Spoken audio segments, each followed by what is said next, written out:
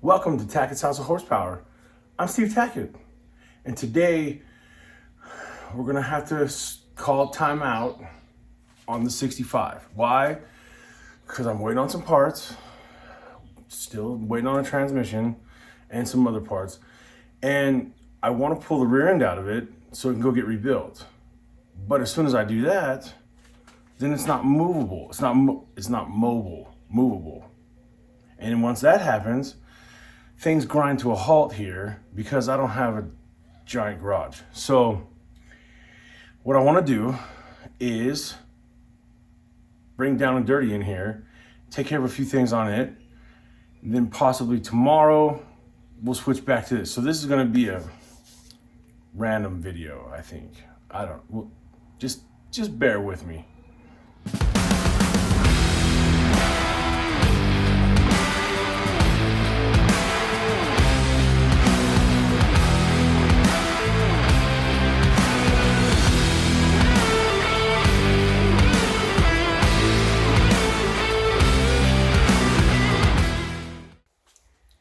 So like I mentioned in the last video, I want to get a few cars ready to go by September for the Duct Tape Drags. So one of those cars is Down N Dirty, and it's kind of been off to the side for a little bit now. And I need to get it back in here and finish up a few things that I know need to get done so it can be ready to go. We can put some miles on it and drive it, and it needs to pass tech, or they won't let you race if you don't pass tech. So that thing needs to get a few things, loose ends tied up, we'll call it.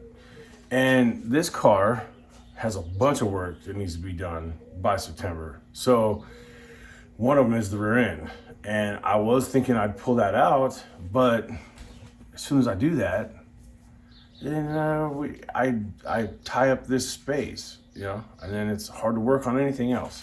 So I'll work on the other stuff first, then I'll bring this in, and we'll just wing it as we go, okay? Look who's back, Down N Dirty. If you're new to the channel and you don't know who Down N Dirty is, go check it out. Go look at those other videos.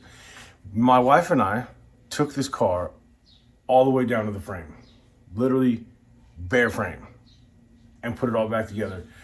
New suspension and brakes and cleaned and painted and everything. The frame is Pour 15 coated, 383 stroker, turbo 400. It's a good street car. It's a good street car. We wanted to get him into some of that drive and drag type of stuff. So here it is. But it's not ready. We have a few odds and ends to finish up on it. It would not pass tech right now. It's missing seat belts. It's missing a coolant overflow or catch can, one or the other. It's a work in progress. It's a work in progress, but we love it. So, if you haven't seen the other videos, if you want to, you could go see this car completely ripped apart and put back together. Anyway, but today I need to figure out a cranking issue. I'm losing voltage. I got plenty of voltage in the back of the car. By the time it gets to the front of the car, something's wrong. Either the starter's going bad, battery's got a dead cell, some reason, cranking is an issue. We need to look at that.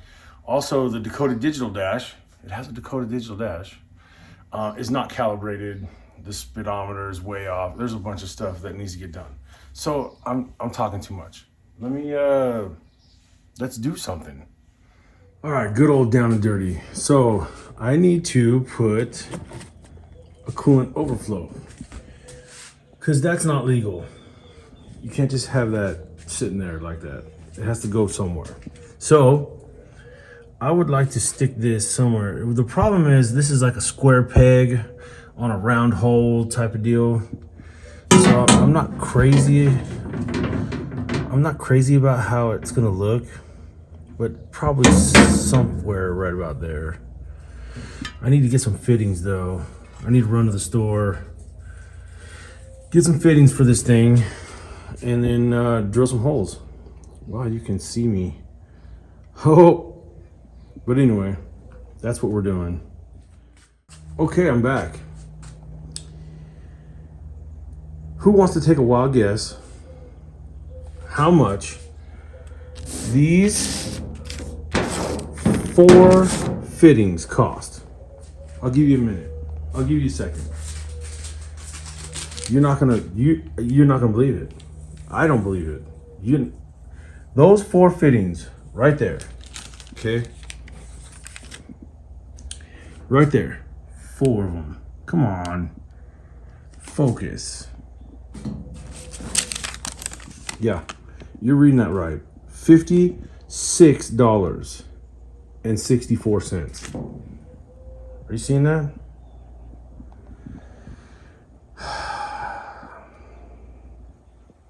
I told him the car's not even worth $56.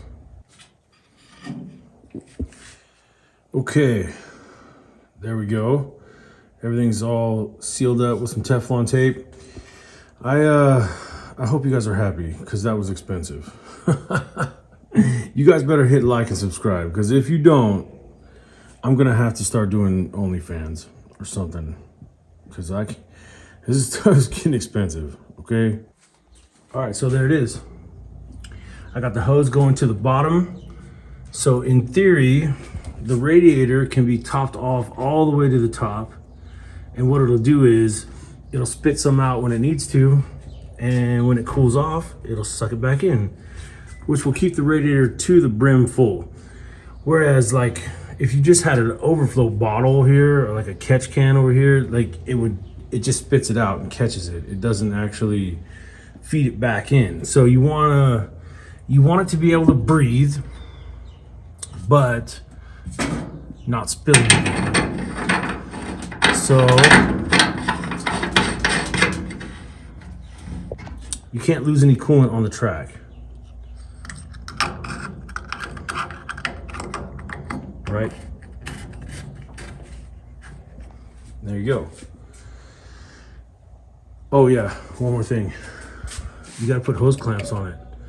You can't have just regular hose on the nipple, especially at Firebird.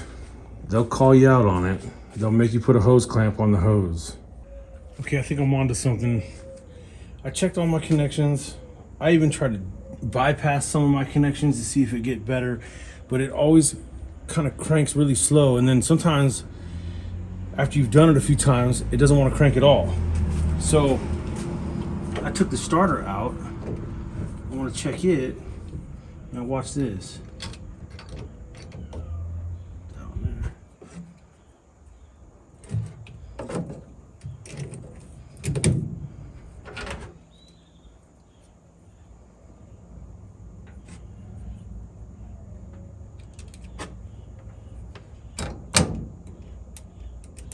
Hear it? It barely turned and then stopped. So I think I got a bad starter, which sucks, but in a way I'm kind of glad, because now I know what the problem is. You know what I mean? So let me run up and get a new starter. Okay, everything's hooked back up. Let's give it a try. Come on, Down and Dirty. I really, really hope this thing starts nice and quickly. No more of that. Rrr, rrr, rrr. Here we go.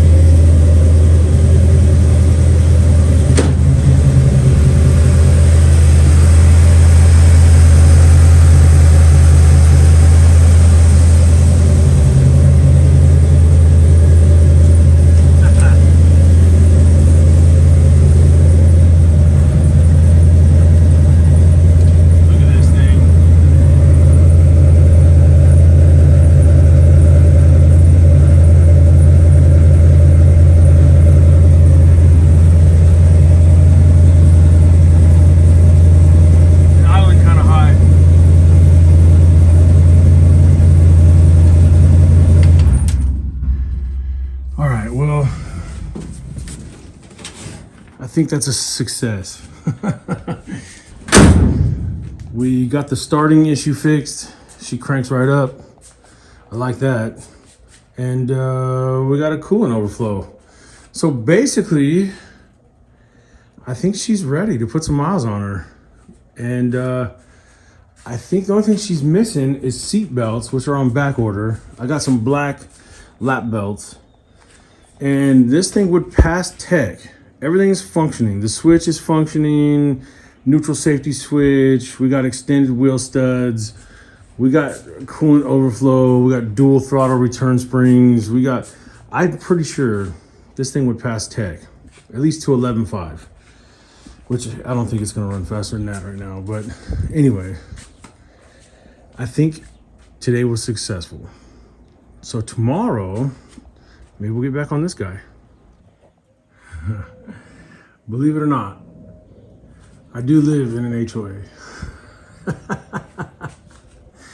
I don't know how, but I do. Well, good morning. What do you think? Is that a good lineup for Duct Tape Drags? We'll see. I don't know. There's still a lot of work that needs to get done on that. This one, there's a couple loose ends I need to tidy up today. I want to program, I forgot, I need to program the Dakota digital speedometer and stuff like that. There's some little things I need to finish up, and it needs seat belts. That's Okie, you know, Okie's just cruising. That thing is like a Toyota Camry. This one, I don't know, it needs a lot still. And I've only got till September if it's gonna make it to Duct Tape Drags. So I don't know, let's see what we could do.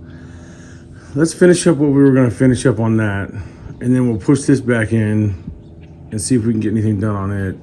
It's just a matter of, it's not so much getting them running, but they also have to pass tech, you know, to race, except for Okie. We won't race Okie. But these two, if you want to race them, they got to pass tech. So it's not just a matter of getting them running. There's, you know, stuff that has to get done, and safety equipment that needs to be checked off the list. So anyway, good morning. Let's get after it before it's 150 degrees out, you know. So, and you can listen. When I'm talking, you can hear, usually Oliver will start crying here any second. I have to hurry up and put I bolt their leashes together and I tie it to a rope so they have room to, you know, move around. But you hear? I'm hurrying. Give me a minute. God.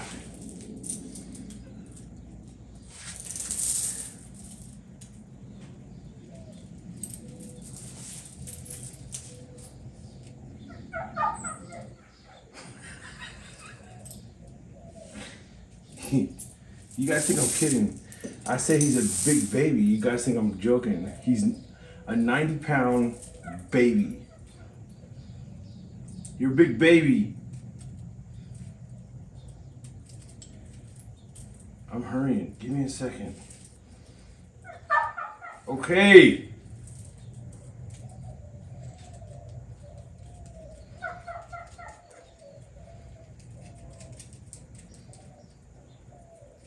I'm not doing this fast enough.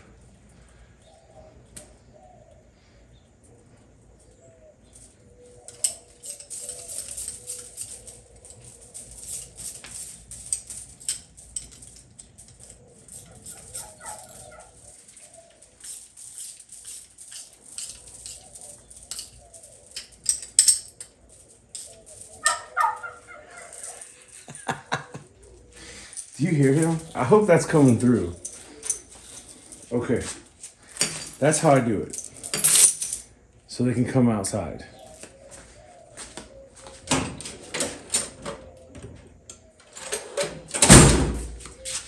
Okay.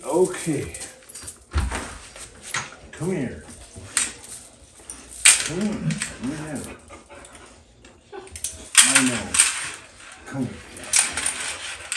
Go on. That's the ritual. Yeah, he's a 90-pound big baby. Huh. Yeah. He's a big baby. But not Scout. You don't hear a peep out of her. Huh. She's a good girl. Okay, let's finish up this Dakota Digital Dash. All right, well, I'm a bonehead. I thought that I was just gonna finish the setup on the Dakota Digital, and it should be an easy job. But in my case, it's not.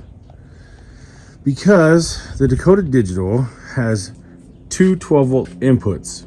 One is constant, one is switched. The switched is real simple. It's on your ignition switch. It tells it to turn on and off. The constant has to be constant. Otherwise, you lose all your settings. Your clock, your tripometer, all that stuff. So I did a whole video on this type of battery disconnect. It's a 4-post, so the alternator can stay segregated from the actual feed to the fuse panel and all that stuff. Anyways, you have to do this so that way when you shut this off, it kills the car. It has to kill everything, right? The problem with that is it kills the Dakota Digital and you lose all your presettings and your trip and your clock and all that. So I'm having to run a 12-volt constant that's in front of the switch all the way up the frame rail and up to the input on the Dakota Digital. That way I don't lose any of my presettings and all my stuff in the Dakota Digital. So I'm spending half a day rewiring this. So I thought it was going to be easy, and it's not. All right, I think I'm done with the wiring part of this. Everything's connected, everything's done. I got 12 volts constant, even when the switch is off, but the switch will still kill the fuse panel and the ignition, and the engine shuts off. So the switch will function correctly. So the tech official will be happy, but it's not going to kill the constant on the Dakota Digital. So I'm not going to lose my memory on the Dakota Digital. Does that make sense? So everybody's happy. The Dakota Digital's happy, the tech official's happy, everybody's happy. So now I can run through, I got to do a standing mile drive, set my distance, that'll set the speedometer, and I can even set my clock, and everything should stay where it is. Okay, I rinsed all the bird poop off, threw some wax on the paint, shined it up. Now, I wanted to take it on a test drive, make sure the speedometer is working right, and everything looks good. And I think I'm done with this thing, at least for a little while. Let's be honest. I don't think I'm gonna get anything done on the 65 today. It's about 112 degrees outside right now. And I'm gonna take this for a drive and see if it overheats. Gotta stop for gas. We're cruising it though. It's literally staying at 180 so far. But let me put some gas in it and I'll film it before the camera overheats.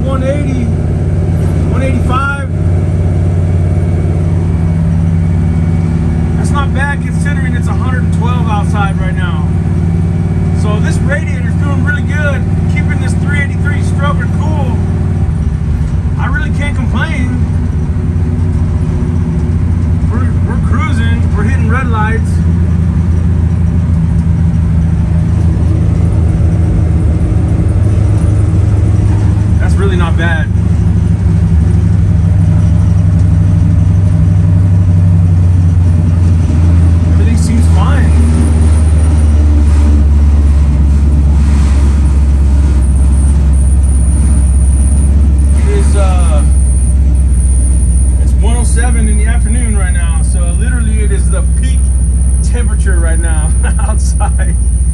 It is as hot as it's gonna get right now.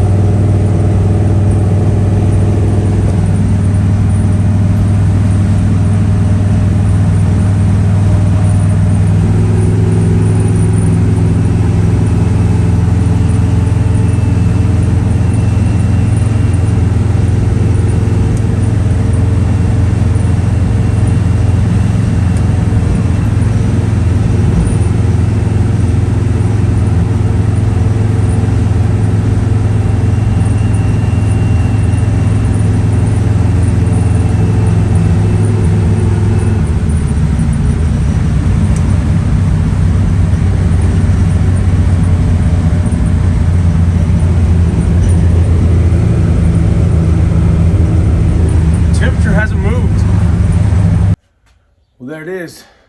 I'm gonna have to give it to that cold case radiator because it never got over 185. Like maybe 190 at a red light. And that's it. I just took a big loop out and around and out the community. It came back. I probably put about 10, 12 miles on it now since I reset the speedometer. I don't know what it had on it before that, but right now it never went over 185.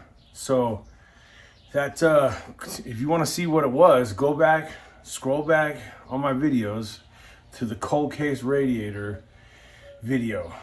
That thing is 383 stroker, 1 o'clock in the afternoon in Phoenix.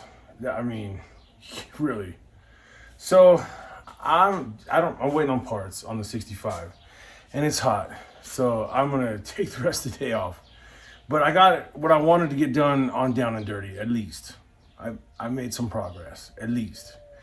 It just needs some seat belts and I think it's ready to go. Like we could take it to the track.